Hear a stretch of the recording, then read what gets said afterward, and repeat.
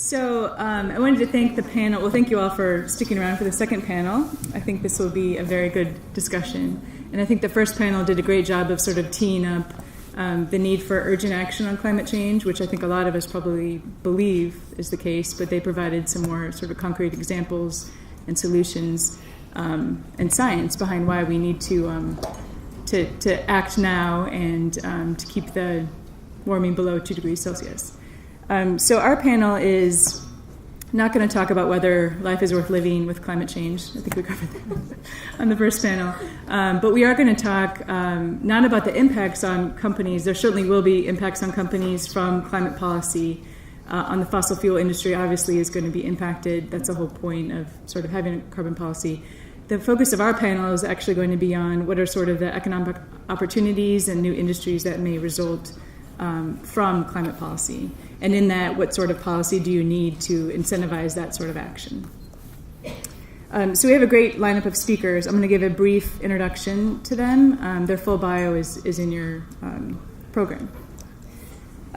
So right next to me, I have Bart Chilton. He's the former commissioner of the Commodities Future Trading Commission. Actually, just former. He was there until April of this year, and now he's a policy advisor at DLA Piper. Then we have Emilie Alberola. She's with Associate Professor of Economics at HEC at Paris and the Head of Carbon Markets and Research Division at CDC Climate in Paris, France. And then we have Amy Francetic. She's the CEO of the Clean Energy Trust here in Chicago. And Scott Barron. He's the Global Product Line Director for Acciona Windpower. It's a Spanish wind turbine manufacturer here in Chicago. And then we have another one at the end of the table. We have a hanger-on from the last panel. No, we're very excited to have Bryce Lelong, who you know from the first panel, also joining our panel. We appreciate his perspective as well on ours. So I think to begin with, it makes sense. In the U.S., we're sort of just getting going on climate policy on the federal level. The states have been at it for a while. Before the feds have now started getting going on it. But I think it makes sense to sort of look at Europe as sort of a leader in climate policy. They've obviously been at it a lot longer than we have. For the past 10 years, in fact, they've had the emissions trading scheme, which is their cap and trade program that covers power plants and large industrials. So I think it might be worth it to discuss and have Emilie comment on sort of what has happened in Europe and sort of things that we can learn from Europe and the U.S. as we move forward sort of with the eye on the prize in 2015 in Paris. Okay, thank you, Marisa, for your question. I would like to thank you, all the organizers, for this event, this dialogue event. It's very important on the road to Paris to share our experiences. So I'm very impressed and very happy to be here today. In fact, the European Union is a very interesting laboratory in terms of implementation of climate policies. We are 20 member states. We have very different economic situation. We have very different energy mix. We have different languages, and so it's very interesting to draw some lessons from the experience of the European Union. Because we have different level also of we have different level of policy. We have some European level such as a carbon market among all the member states, and we have national policy. Now, in terms of carbon pricing, we experience carbon pricing mechanism now 2 decades ago, since 2 decades. Northern countries in Europe, such as Sweden, Norway, have implemented first carbon taxes in the world. Since 2005, we have chosen a climate policy at the European level, common targets, and the European carbon price. The European carbon price, or the EU emission credit scheme, covers almost now 15,000 installations among 21 member states. The most part is the power energy sector, and the other part is an industry sector, such as cement, aluminium, or iron, glass, paper sectors. So the aim of this carbon market is to implement a constraint to reduce CO2 emission, and the EU ETS was launched to help member states to achieve their Kyoto Protocol. Since 2008, our climate policy is now coordinated with other energy policy that have impact on CO2 emission reduction, with the famous framework of 3 times 20% package. Minus 20% for CO2 emission reduction, with this is a legally binding target divided by member states, and we have two groups of sectors, industry and power sector that are covered by the EU ETS, the carbon market, and this is a common policy, and we have national policy that cover other sectors, so the non-ETS sectors, which are buildings, agriculture, and transport. We have a target on renewable energy. This is a legally binding target at the European level and also at the member state level. We would like to achieve a share of 20% of renewable energy in energy consumption by 2020. And the last target of this package is related with energy efficiency, and we would like to achieve an improvement of 20% by 2020. And this target, this is the only target, it's not legally binding at the national level. So where are we with the implementation of these targets? In 2013, we know that we are on track to achieve our CO2 targets. In 2011, we have reduced CO2 emission by 70% compared to 1990. On the ETS, especially on power sector and industry, emission reduction have been by minus 12%. On renewable energy, I think we could achieve our target of 20% by 2020. In 2011, we were at 13% level. And on the third target on energy efficiency, the European Union will likely to miss its indicative targets. So the question now is what kind of lesson we can draw from the European experience. And in the discussion on the next international climate agreement, I think we can draw 2 lessons that could be useful to share with other governments also. The first lesson is that we need to have a long-term policy involvement to support decarbonization. We need to have a long-term and stable policy. And I would like to take 2 examples. The first is on renewable energy. So in Europe, the renewable energy deployment have been supported by national policies such as feed-in tariff. And what we observe since now 2 years is that some member states have decided to change the rules, and we start to see that the trends, the speed of the deployment in some member states is lower, whereas that we expect that the deployment need to be more speed until 2020.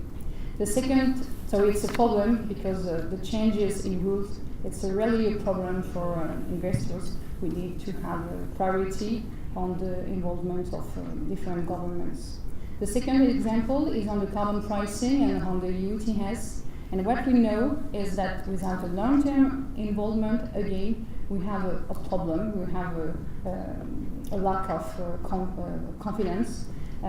What we observe on the EU ETS is that we have targets by 2020, and beyond 2020, we don't have a legally binding on the CO2 target. So the CO2 price now is very low in Europe. It's almost €5 by ton of CO2, and it reflects this lack of long-term commitments.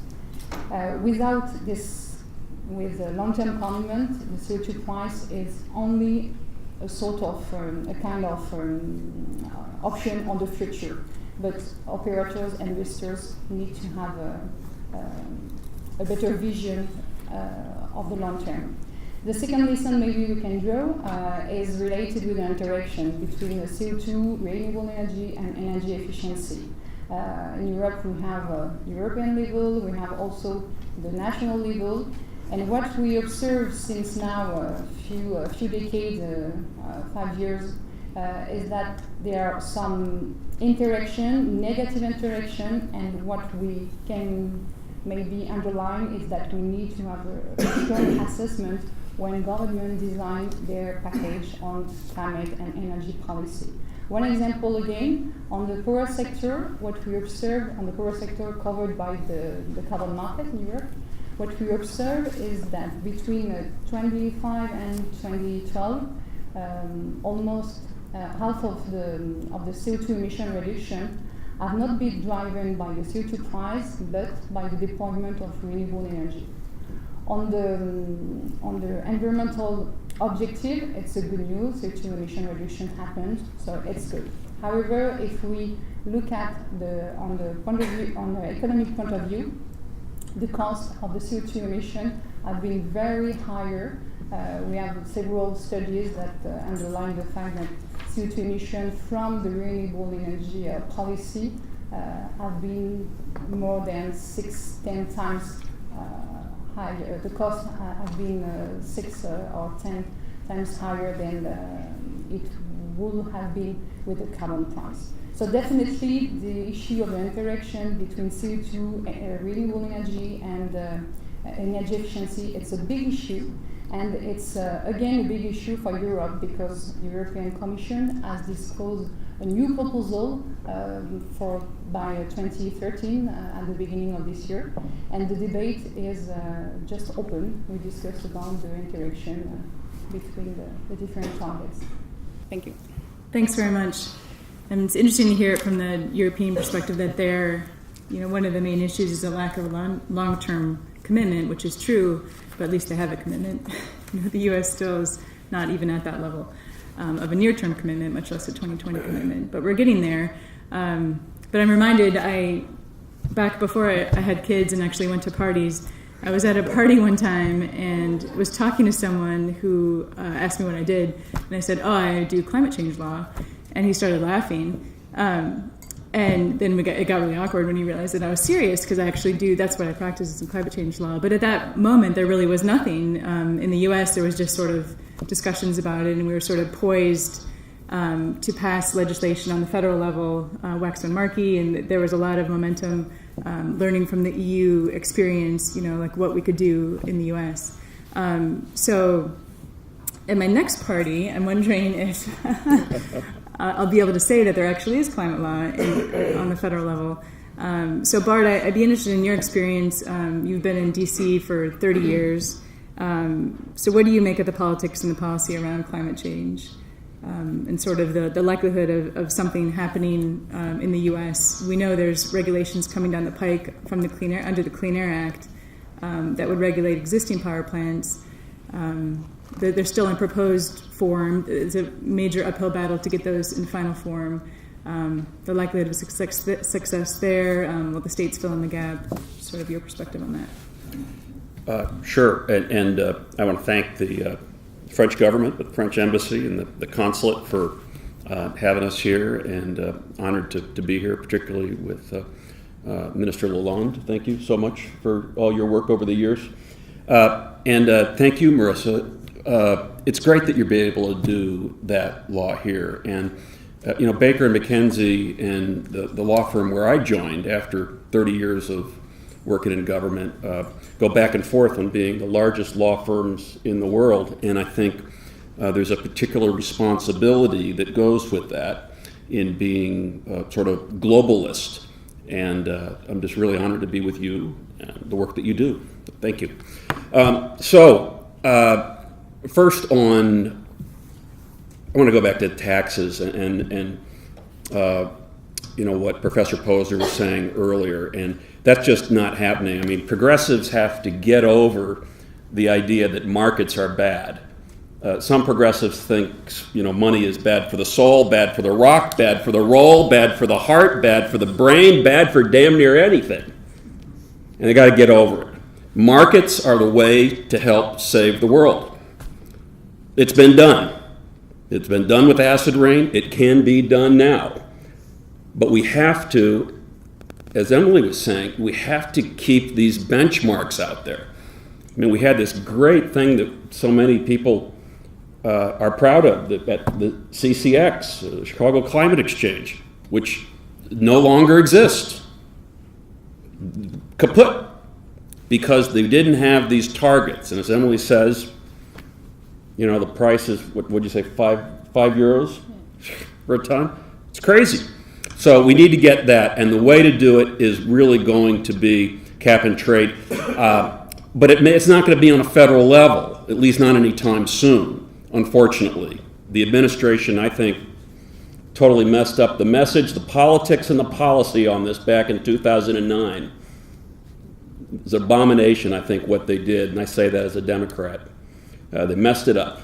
They're trying to make good now, and they're doing some decent things, and maybe we can get into that a little bit later. I don't think that's the be-all, end-all, because as Marisa knows, a lot of the law around the Clean Air Act amendments, what the EPA is doing is going to be challenged. It doesn't mean that they don't.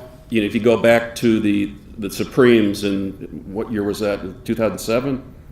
When the Supremes passed the Massachusetts versus EPA and said that the government, the EPA, does under the Clean Air Act have the ability to regulate greenhouse gases. They have that, but they're trying to push the boundaries, and more power to them. But I think there are going to be folks out there that are going to challenge this. So that's not ultimately the way we get past this, doing it administratively.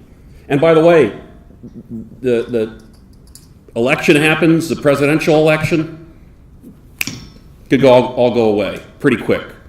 I worked in the Clinton administration, worked at the agriculture department. We had this thing called the roadless policy, where we said, in the national forest, you're not going to build roads, and so you can go and timber all the national forest.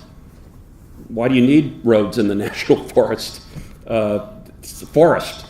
And we passed this really great rule that we'd worked on for years, and it was being implemented, and then 2 months after the Bush administration got in, they revoked it. So all of these things, the EPA, they're not long-term. They're not going to give you the certainty and the stability that you've spoken about and that have caused the demise of this really great exchange in the U.S. So anyway, I could go on, but the bottom line is that it's going, I think carbon markets in the U.S. are like marijuana. I think they're like pot. I don't think they're going to pot. I think they're like pot. And here's why. Because we don't have a federal law that legalizes marijuana. We're probably not going to have one anytime soon.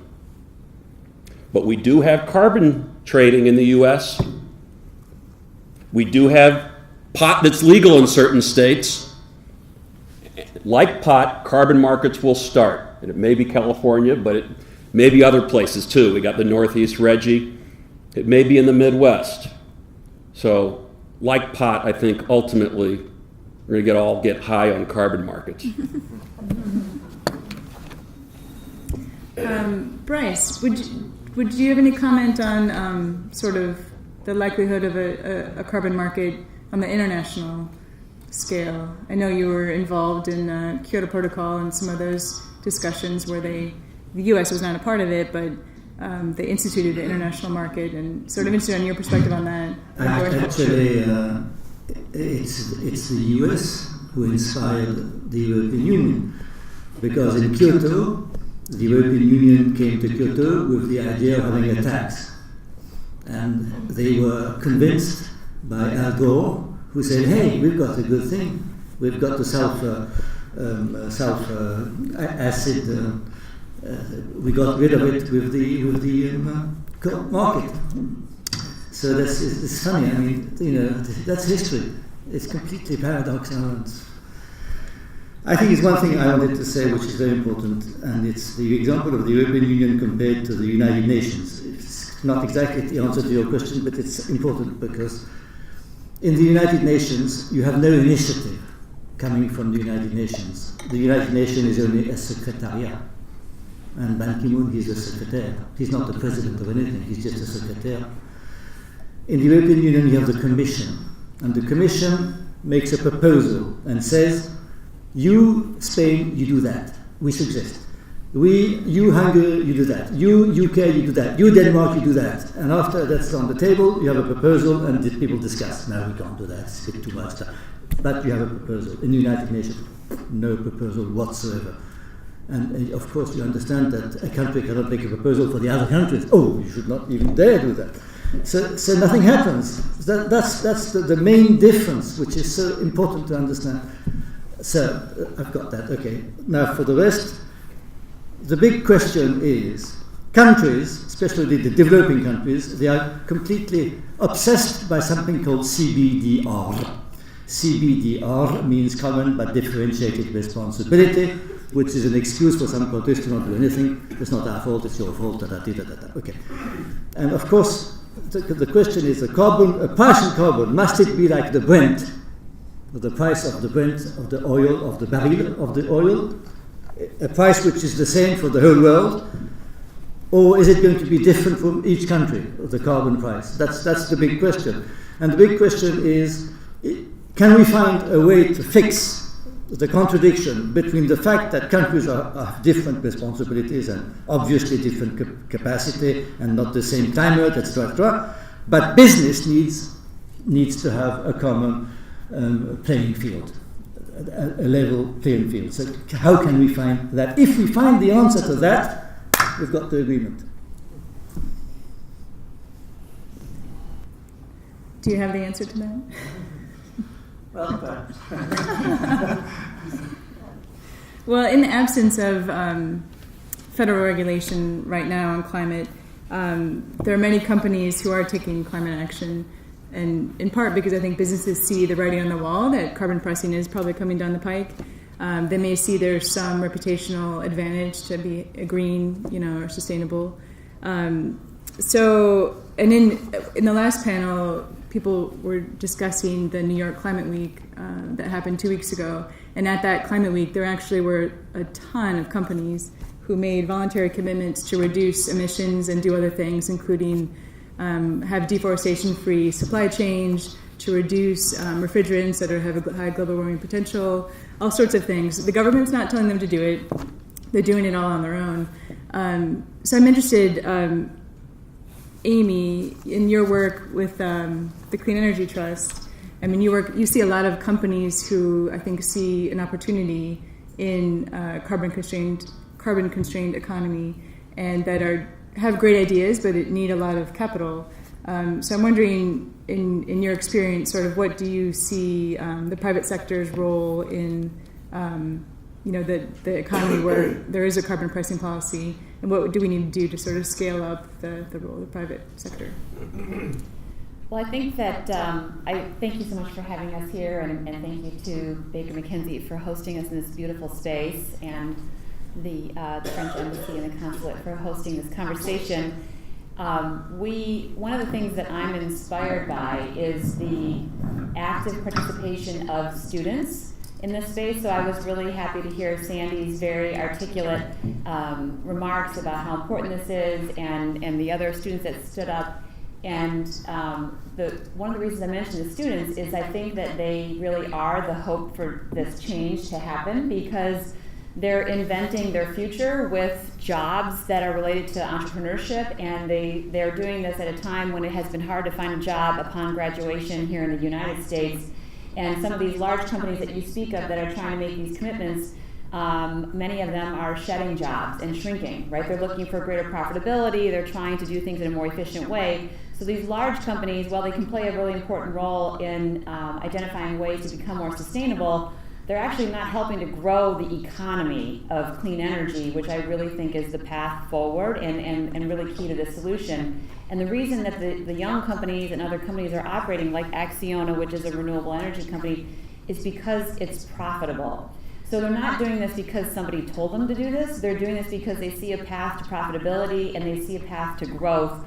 And that's been one of the key points that the United States has had to contribute to this, is we've been inventing these technologies. Minister Lalonde acknowledged the science that's happened in the United States.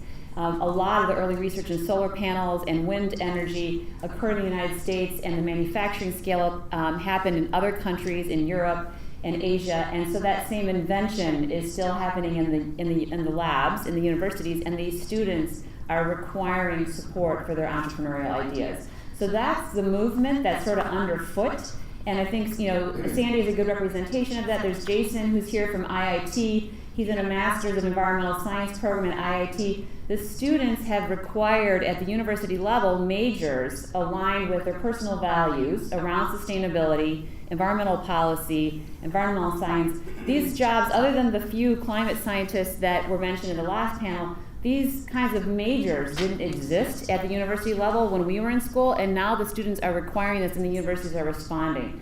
So I think that, to me, is what gives me hope in the private sector, because some of these students will get actively engaged socially and politically, but many of these, all these students are going to need jobs. And so they're deciding they're going to invent their future, and the way they're going to need to do that is they're going to need a little startup capital. They're going to need help from the very accomplished and seasoned business leaders that we have all around us who know how to do this. They're going to need supportive policy that help to make a level playing field in the markets for new technologies. They're going to need some certainty. In the United States, our production tax credit for wind has expired. We need to lengthen that, we need to extend that and sunset that to give market certainty for that particular incentive. And we also need to acknowledge how much money goes into the fossil industry and supports these aging technologies and things that are falling out of favor, not only with consumers, but also at the policy level. So we're really inspired by the entrepreneurship that's occurring, and the Clean Energy Trust is supporting that movement by supplying capital, early stage risk capital. We've deployed in 4 years only $1.2 million to a couple of dozen companies, and those companies have raised over $46 million in follow-on funding and have created over 300 jobs. It doesn't take a lot of capital to do this. It really takes only a little bit of capital, but it does take some amount of support to not squash that inspiration and let that take hold and really lead us forward in this post-oil revolution. Just real quick, because it is a tag on to what you're saying. You got me thinking, and then with what Sandy was saying earlier, that when CCX was doing sort of gangbusters, I mean relatively gangbusters, it was because a lot of the firms were looking at their profit motive and they were thinking there's going to be cap and trade. I'm going to hedge my risk. I'm going to start getting credits now. So it was economic first, but it was also marketing. It was also branding. And more, I think that's where people can come in with their buying power, and where, this isn't just one answer. It's not just getting in the back room and having a meeting. There's a bunch of things, like meetings like this, by the way, and more of them. But also going down to consumers, going back to people all across the country that have an impact, and that businesses look at it, at not doing something on climate, as an economic risk. They may lose customers if they don't. And that's starting. You see it all around you. I mean, it's happening. But whatever we can do to augment that, to make people think, wait a minute, I can get a competitive advantage. It's an opportunity if I do the right things environmentally. That's what will ultimately drive them, I think. Great, thank you. And I think one hometown example of a private sector area that will benefit from climate policy is the wind area. Chicago is home to an amazing amount of wind companies and solar companies, and I think they're job creators. They also contribute to the local economy. I have my own personal interest, since my husband is also in the wind energy business, to have them sort of be supported and continue to be a part of sort of the solution.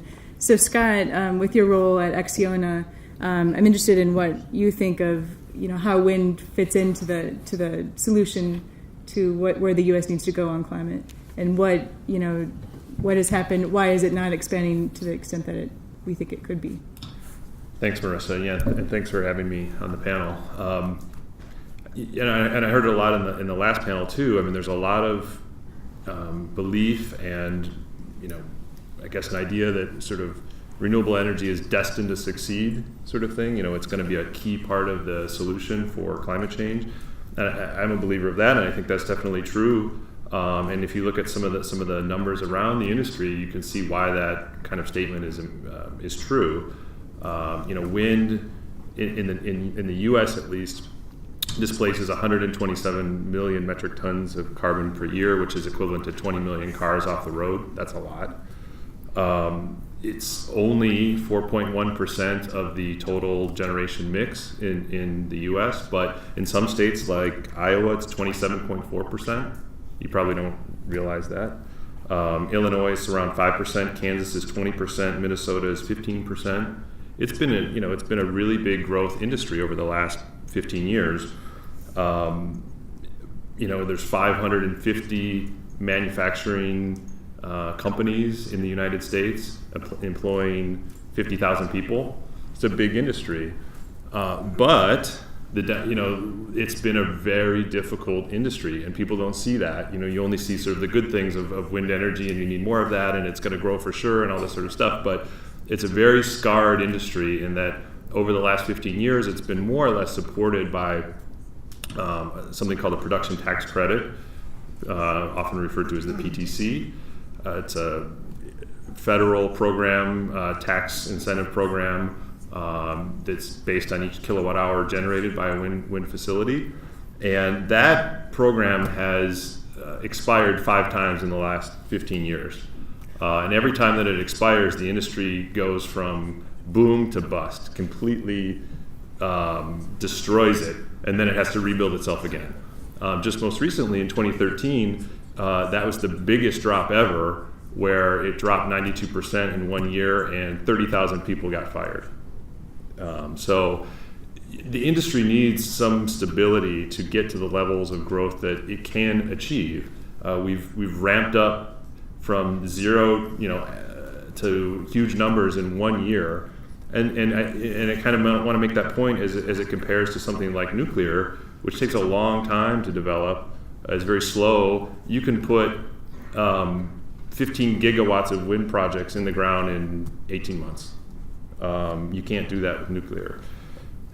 So I think it's a key contributor to the whole equation. This PTC that I mentioned is probably going to go away for good. That's the anticipation of the industry. I don't think it's necessarily needed, in fact. And a carbon tax or something like that would certainly benefit the industry, I think. It would be another supportive mechanism. But honestly, there's kind of like 3 pillars to make wind energy succeed. Energy demand, which by the way is contrary to energy efficiency. Those two things go against each other. Energy demand helps the wind industry. People need more power. Natural gas markets, which basically are setting the marginal cost of electricity, which wind is kind of competing against, or to compete. Natural gas, as most people are reading in the papers with fracking and such, is very cheap, cheaper than it's been on average over a long period of time. And then technology needs to be low cost. Technology-wise alone, wind has come down like 50% in the last couple of years. That's a dramatic drop. I mean, at Acciona, we're working on new products all the time. Just to give you an idea of what we're talking about these days, we're putting out a product with 132 meter rotor diameter wind. Spans, so picture Soldier Field and another third of it spinning in the air. And that's commercial in 2016. So, it's advancing a lot. Sorry, I'm kind of rambling on here, but if those things, if kind of pieces of that pie don't come together, policy can help stand it back up again. And that's what we've needed with natural gas being so low, energy demand being so low because of the financial crisis and economy. Policy has helped, but as those things rebound, it's not critical to the success of the industry. It competes on its own. Thank you. And you mentioned natural gas development. I think that's a big thing that's been happening in the U.S. and also potential in Europe as well. And I think, this is all happening without any carbon policy, that the price of gas has been so low due to fracking and otherwise. And I think it burns at half the emissions of a coal plant. And in fact, in these Clean Air Act regulations that are coming down from the EPA, in their economic analysis of the regulations for the new power plants, they say there's actually no impact because there's not going to be any coal plants built because it's all going to natural gas, whether or not we have regulation, which I think is an interesting sort of ploy potentially by the EPA to say, well, don't worry, we're just going to pass these, don't worry about it. But the interesting thing is if it does rebound, then what do you do? So I guess the question to the panel is, in the U.S. with that sort of focus on natural gas as a part of the solution, is that what we need? I mean, are the markets and just the development and boom in natural gas, is that going to get us to where we need to go? Or do we need the carbon markets? Do we need a carbon tax or another option? You want to take that on? Well, Bart? I mean, every time I hear tax, I cringe because it's just not going to happen. I think it doesn't help the debate. I mean, people are talking about it. We're not the only ones. But how to get this done is to go back to markets. I mean, it's just, and I'll give you an interesting story. Some of you probably know this, but you know who first proposed markets as cap and trade as a way to deal with this? I mean, right now you have the Republicans who are are a little bit more milquetoast. In 2010, it was part of their platform to oppose cap and trade. 2010, cap and tax, they called it, of course. Cap and tax was the one that worked. The one that didn't work, the acronym or the little moniker that didn't work was the light switch tax. That didn't work, but then they got cap and tax and that worked. Okay, so all of a sudden it was uber political. But you go back, Ronald Reagan signed the Montreal Protocol in 1987. He got cap and trade done. Bush 41 got amendments to the Clean Air Act. We solved acid rain. Bush 43, his Clear Skies initiative. It's cap and trade.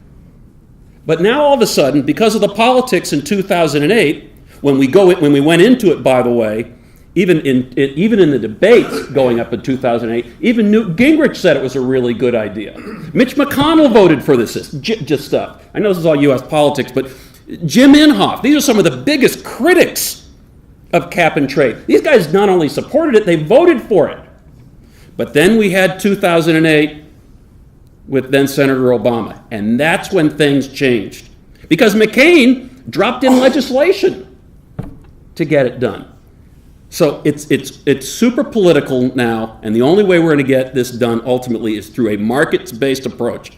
If I were up there advising the administration, I'd say, take what Ronald Reagan did and change, sulfur dioxide to greenhouse gases and give it to the Republicans and say, this is what your Lord and Savior got done. How about supporting it? So, Emilie, are there lessons for the EU ETS in particular that the U.S. should be noting if we do, as Bart suggests, just go ahead and pass a cap and trade? Yeah. The question you raise is to know if the EU ETS works or not. And the question raised an intensive debate in Europe because we have a very low carbon price. What I think is that this current low price is just a symptom, it's not the problem. And the carbon market works because this current carbon price reflects the current state of the supply and the demand. The supply is fixed by 2020, whereas on the demand side, we have the demand of allowances depends on energy prices, on the level of economic activity, and as we probably know, we have hard economic prices in Europe, and we have estimated that around 30% of CO2 emission comes from the the economic crisis. So the UTS works. However, we have a problem, is that we don't have a strong carbon price to drive long-term investment in the low-carbon technology. And this is a very big issue. The debate is very intensive. The European Commission disclosed some proposal. The first proposal is to intervene in the current phase 3 until 2020. The proposal was voted this year, and last June the proposal of backloading has been implemented. The point is to postpone an amount of 900,000 allowances at the end of the phase 3. The objective is to postpone a big amount in order to support the carbon price. Another proposal that is currently in discussion is the last proposal of the Market Stability Reserve. This proposal has been disclosed in last January, and member states only open debate, and I think it's a measure that will be implemented only by 2021. So, of course, it could be very late to support the common price at the short time. Thank you. I think we should probably, sensitive to time, switch over to questions and answers from the public, the audience. If anyone has a question, just raise your hand and we'll get a mic to you. Denny? Oh, you have a question? Oh, she has a question. Hi, thank you. My name is Connie Spreen. I am with the experimental station on the south side of Chicago. And one of the questions I have, what I do a lot of is look for natural partners and stakeholders in various things.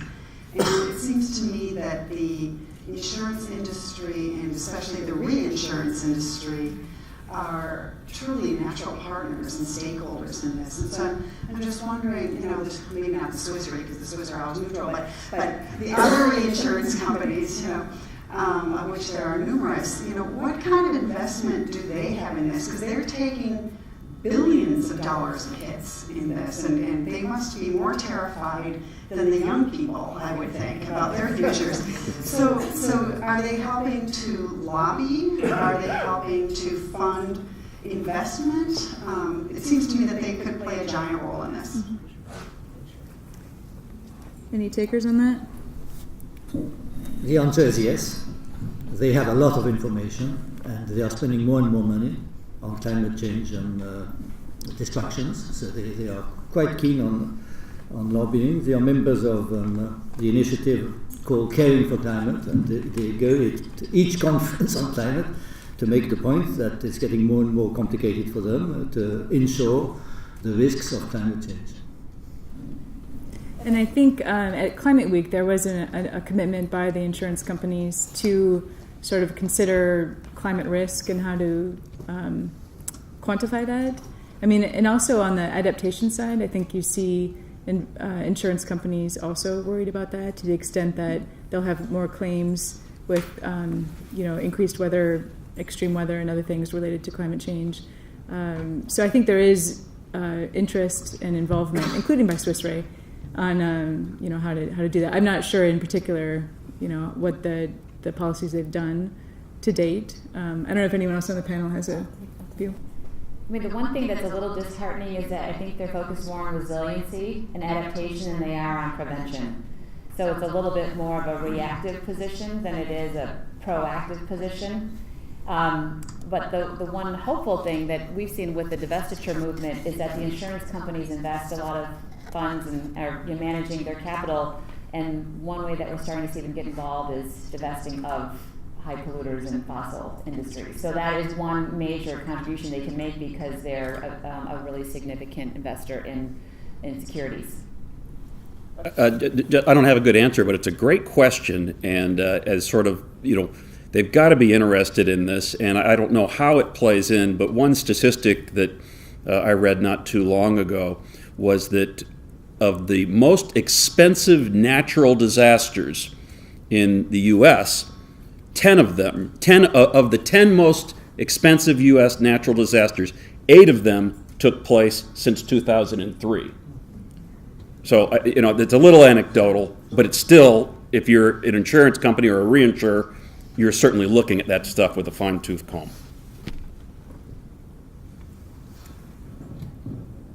I have another question.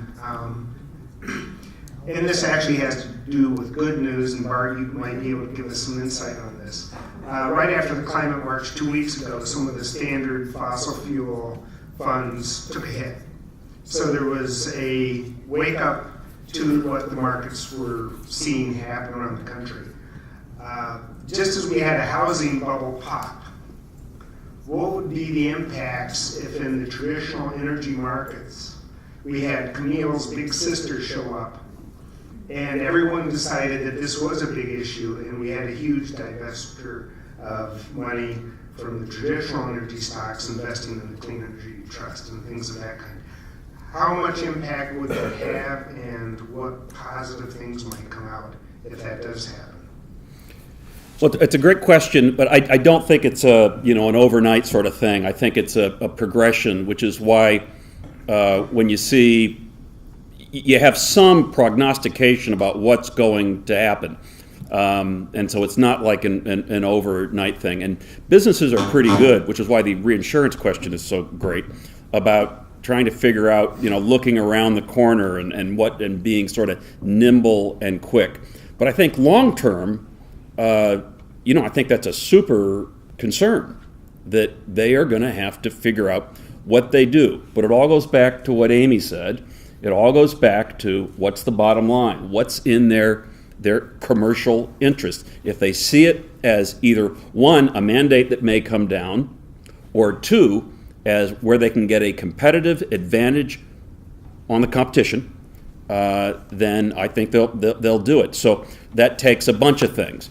Yes, if you had the silver bullet, it would be you get the treaty. We love Paris, but let's get it done in Peru. I mean, that would be the silver bullet. Let's get it done. But absent that, it's all of these things we're talking about. It's the wind and the renewables and biofuels, and you can use markets, by the way, for a heck of a lot more than just greenhouse gases. We can use it for water. We can use it for soil sequestration. We can use it. We can have a market for trees. You can go long on trees. I'll take that bet. So there's all sorts of great things that can be done through markets. But it's going to come down to, I think, all of these little efforts, whether or not it's grassroots efforts or commercial efforts. We can't certainly rely on just getting a treaty. That'd be great. I hope it happens. But not just that. That's putting all your eggs in a basket that may be too loosely woven. Can we go back to natural gas? I think we dodged that question a little bit. And I think it's an important one, and it was mentioned on the last panel. And when Bart mentioned water, it made me think about the water impacts of natural gas, and everyone is touting how much cleaner it is, and yet we're not really sure how much damage is being caused by the methane flaring and the methane leaks, and we're not really sure how to quantify the cost of all the water that's being consumed and polluted. And it just makes me think about some research that was happening at the University of Texas, Arlington.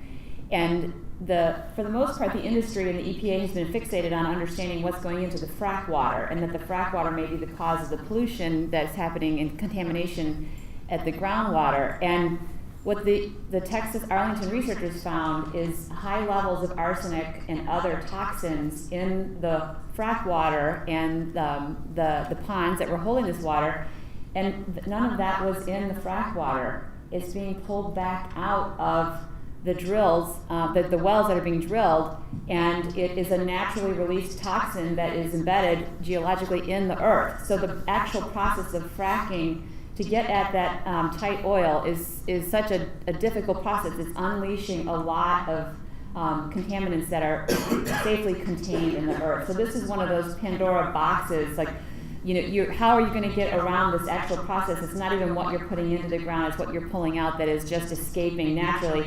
And it's not a widely understood study, so we're working with these researchers to try to understand what innovation can occur and be a result of this.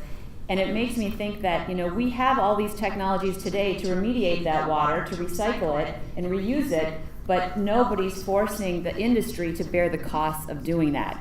And so it goes back to some of the things that Richard Sanders is doing, trying to measure the real environmental impacts of some of these fossil industries, and no one's measuring that. No one's measuring or valuing the water around that. So I don't want us to get fixated on these short-term solutions without doing this more safely. I think we learned a lot from the fossil industry, and I think that we can't just look for the next cheapest, more easy to get at fossil fuel. Natural gas is a fossil fuel. So I think that there has to be a whole amount of awareness around this, and if we don't pay attention to this and try to reinforce and demand this, and demands are actually happening at the very local level. Communities are rallying to prevent this from happening. So when you think about this, it isn't going to happen at the federal. It would be great if there was federal policy to reinforce this, but it's actually happening in the communities who are at the most at risk of the bad impacts of this. So I think that it would be worth hearing the other panelists or other folks' views on that, but we're very concerned about that because not only is it squeezing out renewables and longer-term, healthier, environmentally safe solutions, it's sort of, I think the rush to get into this and find a cleaner solution is making us overlook some really important safety controls on the industry. It's one of the criticisms of, even what the good things, I think, in my view, that the administration is doing through regulations with the coal plants, but that then it moves to nat gas and methane and maybe potentially other problems. I'm not saying you shouldn't do nat gas. My view is you should have a panoply of different energy sources, including nuclear and everything. That don't, again, put all your eggs in that basket either. But it's a great question and point you make. And if there's a negative impact, it's sort of impacting some of the least fortunate among us. Any other questions? Hello. Yeah. First, actually, to the answer about insurance companies, there was an announcement at the climate talks from Swiss Re, I never know how to pronounce that by the year 2020, they are going to, Swiss Re commits to having advised 50 sovereigns and sub-sovereigns on climate risk resilience and have offered them protection of US $10 billion against this risk. So I don't know what that means in real terms, but it sounds good. And I know that Zurich American is actually now the largest bondholder of green bonds. So they are quite aware that their bread and butter is at stake here. The question that I had to do with state and more city potential to affect change. We've pretty much established that on the federal level, it's a gridlock. And there's been little bits and snatches in this panel talking about local and the power of local. Can you go into that in a little bit more detail about what can happen in a city like Chicago that would actually make a real difference?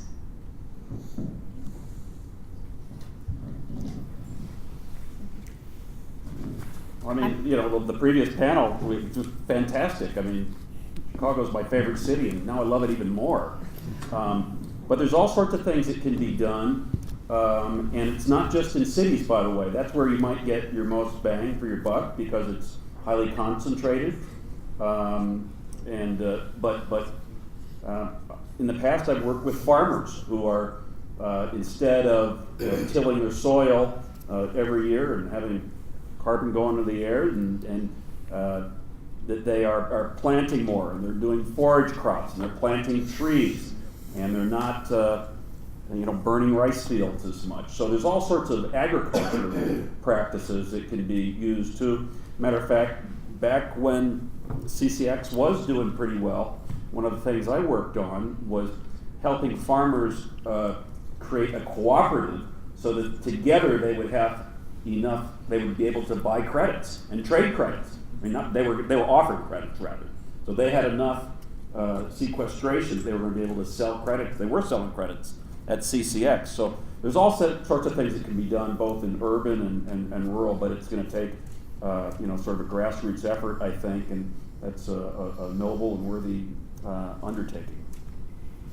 I thought that Karen actually expressed it really well about the competitiveness of Chicago and how important this was to the people that choose to live here, and also the next generation of folks that are looking for places to live. They want to be in urban environments. They want to be in cities that have good transportation. They don't want to own cars. They want clean air and water, and they're looking at apartments and choosing places to live that are lower cost and have greener sources of energy and high energy efficiency. So we've seen that at a very high level here in Chicago, and the city has done some really excellent studies on how to deploy their energy efficiency policies and dollars, and they've looked at some of the neighborhoods where the multi-family houses are the least efficient structures, and so the folks that are in some of the poorer neighborhoods paying, energy costs are a much greater proportion of their disposable income, and so they directed a lot of their efficiency programs towards those kinds of homes and buildings where that was going to make a bigger difference to the citizens. So I think at the city level, that's one way to address in these densely developed areas, ways to reduce the impacts of the buildings, to reduce the cost of energy for the citizens. That makes it more attractive to live in the cities and to take advantage of the public transportation. The one other thing that we're sensitive to is that a lot of this job creation, especially around startups, the companies that get started, that many of which spin out of universities, and a lot of the cities have excellent universities, so this is another correlation. Here in Chicago, we have a really wonderful set of universities: University of Chicago, Northwestern, IIT, University of Illinois at Chicago, Loyola, DePaul. These are world-class institutions. And when people are starting jobs, they need support, they need funding to get their company started.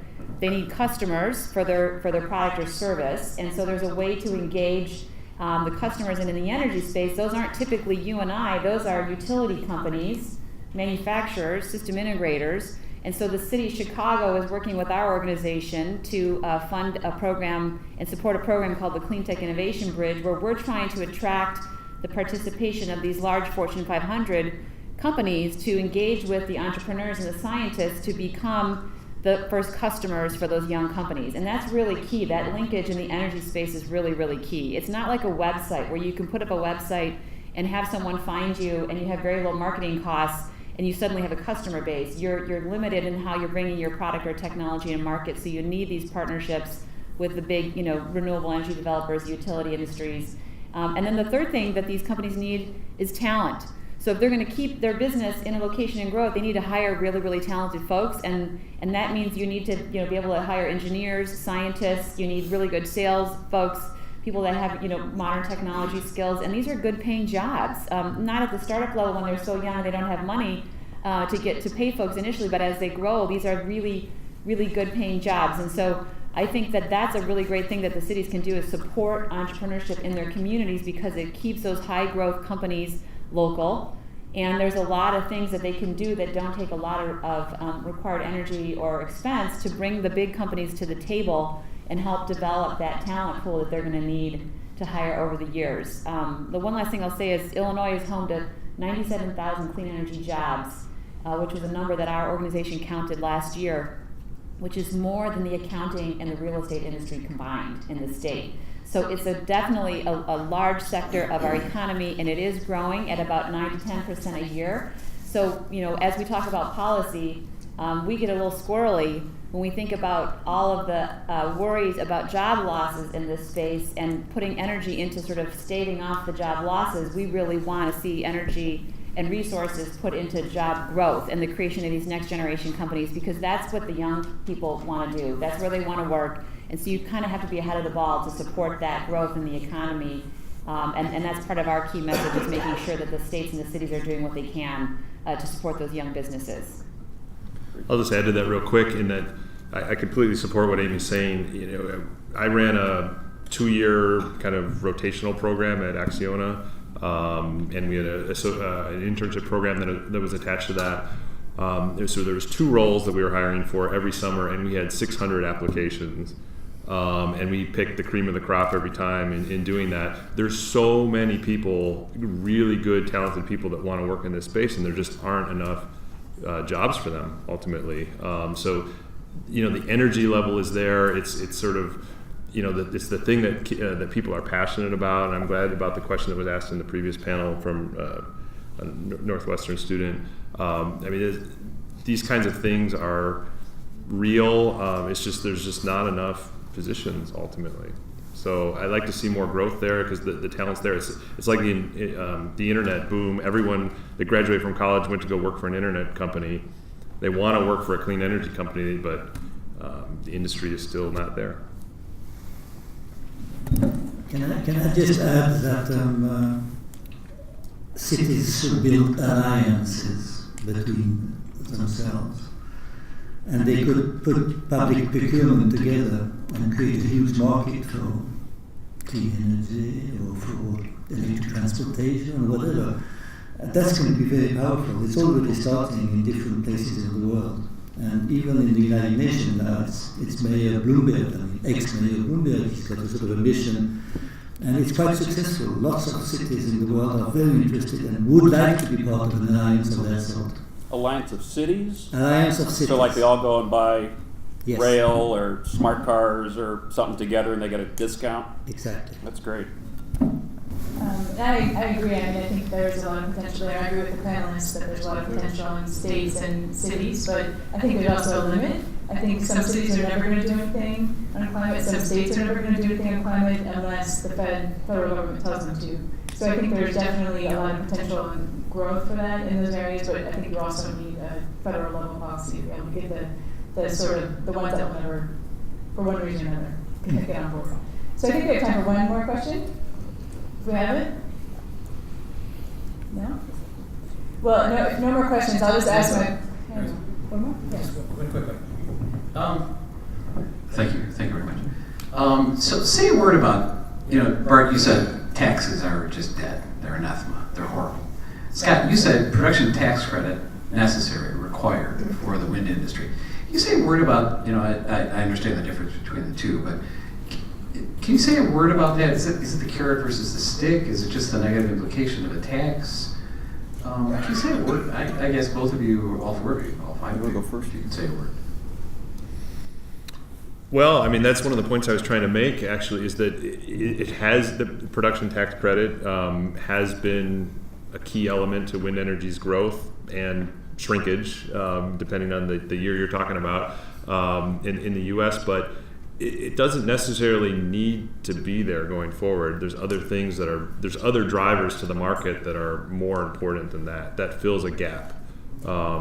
And that's been an important gap that has needed to be filled, but looking to the future, if you think about, we like the idea, of course, of a carbon tax because that just makes the industry grow faster. It's still going to grow and it's still going to be there, and I think it's still going to be successful. It's just not going to be as big as it could be. So it's just a political reality that you're not going to get it. Remember, I was talking about Bush 41 earlier. He did the Dirty Harry at the debate. He said, "Read my lips, no new taxes." And that didn't last too long. It killed him with Clinton. He supported taxes. It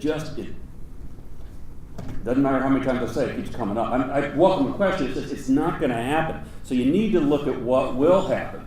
And that's why I say, let's go back to what Reagan supported when he tried to get rid of leaded gasoline. He supported cap and trade. Let's take their playbook from the Gipper and do it. And so I just think it's not a reality as much as people want to talk about it. It's not going to happen. That's different than tax credits. Tax credits, by and large, on the Hill, and I've been in the House and in the Senate, that's really about your constituency. So the idea is that you give a credit and it helps, incubate businesses, et cetera, like solar or wind. And then ultimately, it's supposed to go away, right? Well, I don't want to get into any individual industries because we all have clients that our law firms work with, but there are tax credits there with industries who are doing just fine, thank you, and they still exist. So the tax credits is really sort of a political thing based upon what support you have on the Hill, etc. But I just don't see in any realistic circumstance having a carbon tax. Let's do the free market. Let's use sideboards as a way to solve a problem. It's worked in the past. It can save the planet in the future. You didn't mention master limited partnerships, which is another vehicle that is relevant here. Master limited partnerships are tax advantage financing vehicles that have been used in the oil and gas industry for 30 years. And there's a movement to try to extend that to the renewable industry, biomass, and all the other forms of energy creation and energy infrastructure. And it's a way for folks to have tax advantage financing for the infrastructure and build out of their projects, and then to have some liquidity in the market because it's treated like a security that you can trade. And I think that's also, there's other ways around this that may not be as polarizing as a carbon tax. But again, back to the level playing fields, that was an easy one that we thought had strong support that didn't make it over the finish line this past year, and we're hoping will be part of the tax extenders package in the lame duck session or next year. Can I just add something? Yes, it's true that Bill Riley got to the Clean Air Act and it was Bush, etc. So it's true that it's a good idea to say to Republicans, you did it, we could do it the same way. I think the lesson we have from the European Union ETS is that we need to have a sort of a combination of the carbon cap and trade and the tax. You know, people usually say if you have a tax, you know exactly the price, but you don't know the result on the environment. If you have a cap and trade, you know the result on the environment because you fixed the cap, but you don't know the price of the market. And the main problem with this is the price of energy, as was said, because who can know the price of energy, of the Brent, of oil, etc. in the next 15 years? We don't know. So it's important, and it would reassure all operators to have a ceiling and how to say, a floor, a ceiling and a floor price. Like that, you know roughly, it's never going to go over this and it's never going to go under that. And it's much more comfortable for operators, and it gives that long-term certainty which you need in your policies. So I think we should build on the experience of all the little cap and trade markets and try to do something even better after.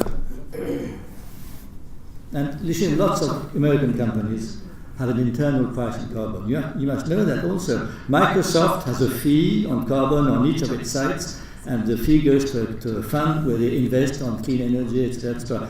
I mean, Dow Chemicals, they compensate.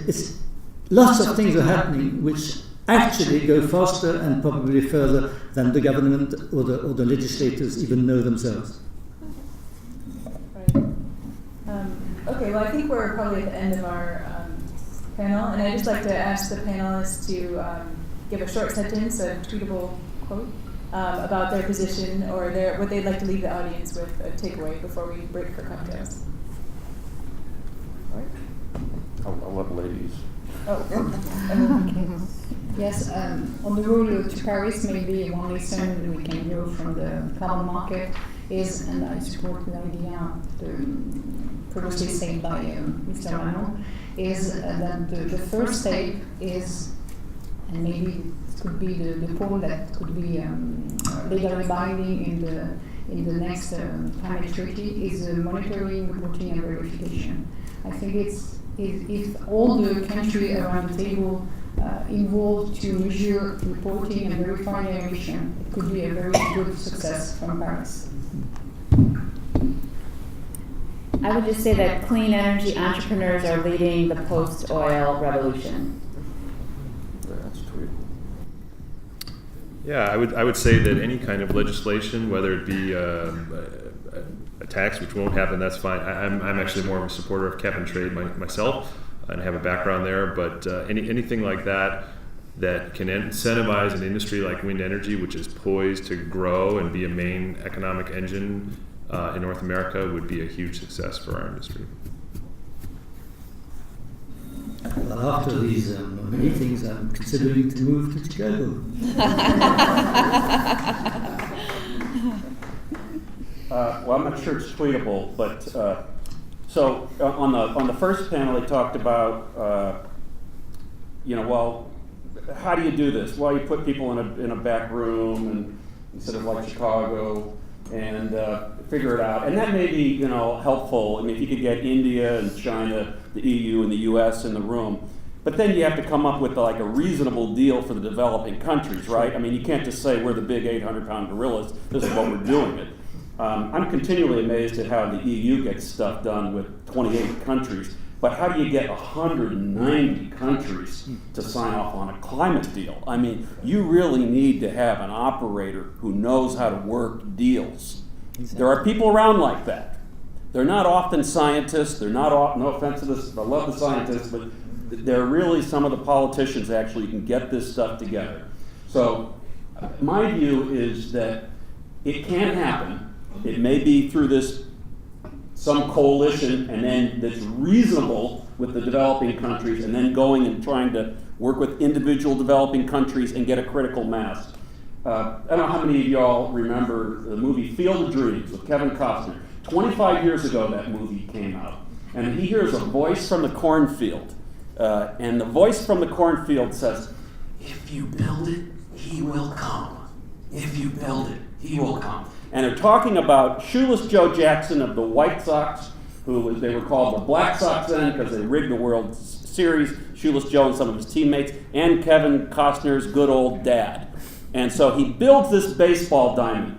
When the bank's coming after him for his farm, he stops everything and builds a baseball diamond, and all of a sudden, these magical characters, Shoeless Joe and his buddies, and Kevin Costner, Ray, the character, his dad, they come out of the cornfield, and they all have a catch and play baseball. And my point is, and I do have one for those of you who are wondering, is this, the tweetable moment. If there is a group that builds on the protocols, that the rest of the 190 will come. If there's a solid group, if it includes China, India, the EU, and the US, and then a significant consortium of developing nations, if we build that, the rest of the world will come.